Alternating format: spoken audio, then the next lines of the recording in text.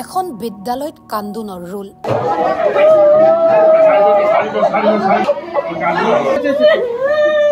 এগৰাকী শিক্ষয়িত্ৰীক সাৱটি ধৰি হুক হুকাই কান্দিছে সহকাৰী শিক্ষয়িত্ৰী আৰু ছাত্ৰ ছাত্ৰীয়ে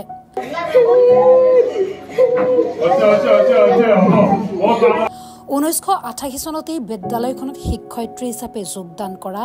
এগৰাকী শিক্ষকৰ বিদায়ৰ মুহূৰ্তত চকুলো টুকিছে অন্যান্য সহকাৰী শিক্ষকৰ লগতে বহু ছাত্ৰ ছাত্ৰীয়ে এয়া গোলকগঞ্জৰ আগমনী শিক্ষাখণ্ডৰ অন্তৰ্গত ছাকুৱামাৰী এমই মাদ্ৰাছাৰ দৃশ্য শিক্ষয়িত্ৰী সজিনীবালা ৰায়ৰ বিদায় সভাত এনেদৰে কান্দি উঠিল বহু সহকাৰী শিক্ষয়িত্ৰী আৰু ছাত্ৰ ছাত্ৰী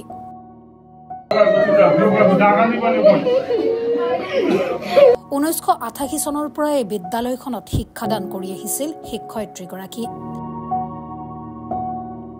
শিক্ষয়িত্ৰীগৰাকীৰ বিদায়ৰ মুহূৰ্তত উচুপি উঠিল সকলো আমাৰ চাকৰি জীবন এনেকুৱাই এটা সময়ত আমি জইন কৰিব লাগিব আৰু এটা সময়ত আমি ইয়াৰ পৰা বিদায় ল'ব লাগিব গতিকে মোৰ ভাগ্যটো ভাল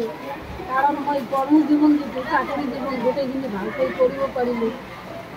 আজি গতিকে পালেও উপায় নাই ভাল পালেও উপায় নাই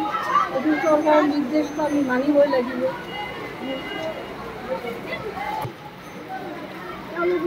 তেওঁলোকৰ পৰা মই বিদায় ল'লোঁ যে সাময়িক বিদায় যিটো ল'ব লাগে যিহেতু নামি পৰিস্থিতিত দাস আমি আমাৰ কাৰ্যকাল চাকৰি কাৰ্যকাল শেষ কৰিলোঁ গতিকে মই তেখেতৰ পৰাও সাময়িক হিচাপে বিদায় ল'লোঁ তেখেতে যাতে মনে দেখে নধৰে স্কুলখনৰ প্ৰতি যাতে লক্ষ্য ৰাখে নিজ নিজৰ ল'ৰা ছোৱালীক যাতে স্কুললৈ পঠায় এনেকৈ ল'ৰা ছোৱালীবিলাক উন্নত হ'ব তেখেতৰ কাৰণে তেখেতে দায়ী হ'ব এইখিনি কৈছোঁ আপুনি কিমান চনত জইন কৰিছে 27/10/1988